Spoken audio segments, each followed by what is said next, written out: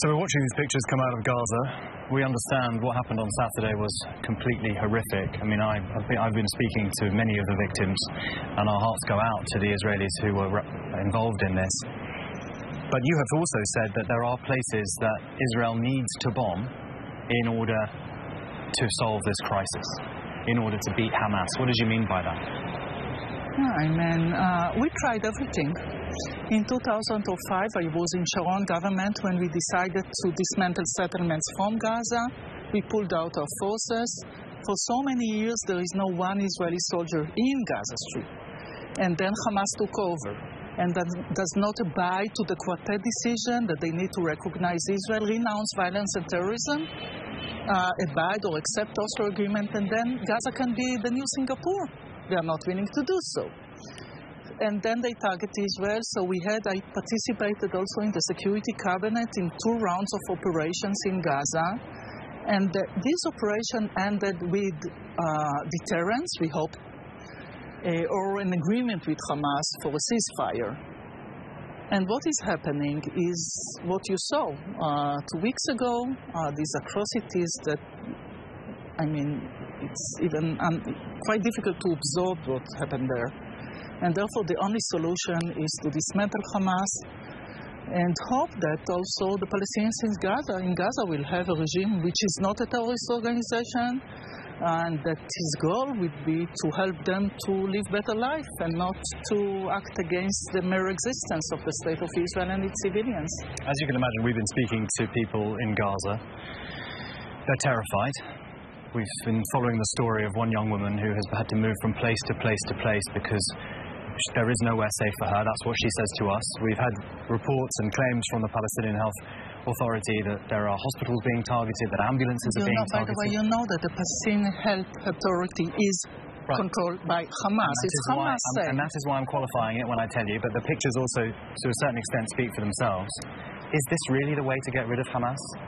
Unfortunately, this woman who needs to go from one place to another is because we are trying to avoid civil casualties, because we call them to leave the places, because Hamas is abusing the situation, is holding its weapon, is targeting Israel quite near hospitals, as happened to Jihad Islamic.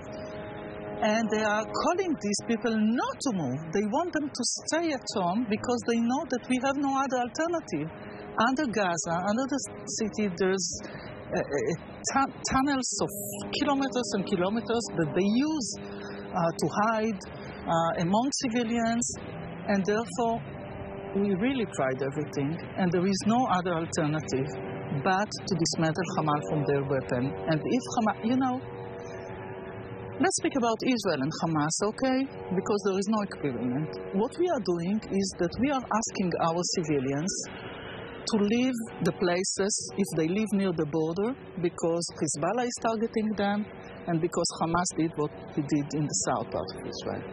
What Hamas is doing is asking the civilians to stay. Well, we haven't seen, we've asked people that, no one has told us that that's what they're doing. This is a claim the price that these civilians in Gaza are paying is not because of Israel. It's because Hamas is not willing to say that Israel has the right to exist and to renounce violence and terrorism. We don't want to control Gaza. We don't want to reoccupy Gaza. We just want to live within our borders, and when we pulled out our forces from Gaza, we went back to 67 line in Gaza. In Gaza only, not elsewhere. Not elsewhere. And their cause is much bigger than just Gaza. We appreciate that. The cause in this part of the world is that Palestinians across these territories feel that this is a military occupation. Hamas, please, don't say something that will be understood as understanding Hamas. Let's speak about Hamas. Hamas does not represent the legitimate aspiration of the Palestinians for a state. I negotiated peace. I believe in 2 states for 2 peoples. I believe that this is the right and just solution for both of us, Israelis and Palestinians. Hamas does not represent this legitimate aspiration.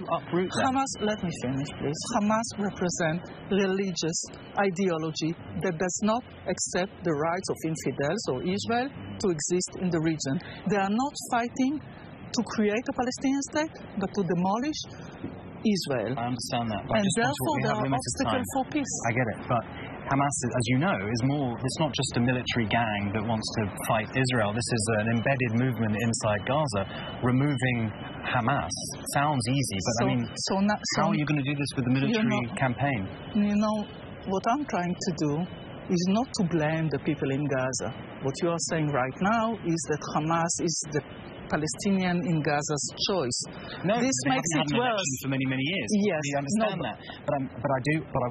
We earlier had a Palestinian representative on who made the point that Hamas is more than just a militia. It's a movement in Gaza. We understand it, and this is the bizarre situation, like Hezbollah in Lebanon. On one hand, the military arm, on the other, political. It's a regime. And therefore, they should not exist in Gaza for the future of the people in Gaza and the Israelis. It's a terrorist organization abusing the situation, abusing its own people. That's a good principle. How? By military force. By military force. By military force. But these people in Gaza pay the price for that. We have, you know what? Put yourself, I was in the Israeli cabinet, put yourself in my seat on the Israeli cabinet. Okay, what should we do after all these atrocities? They do not accept the right of Israel to exist since 2006. They are not willing to renounce violence and terrorism. Any ceasefire ended with rockets against Israel. Well, we agreed that the Qataris will give them the money. You know what's really bizarre? How the people in Gaza have humanitarian problems with food or so, but still they have enough money to buy more weapons and missiles and RPGs. So Hamas is using this money for their own, not political, but military purposes. If we had been now in 2005 or 2006, we've tried everything, and we have a responsibility. I'm not in politics now, to the people in Israel. And there is no other alternative. There's a sense that this is an emotional response.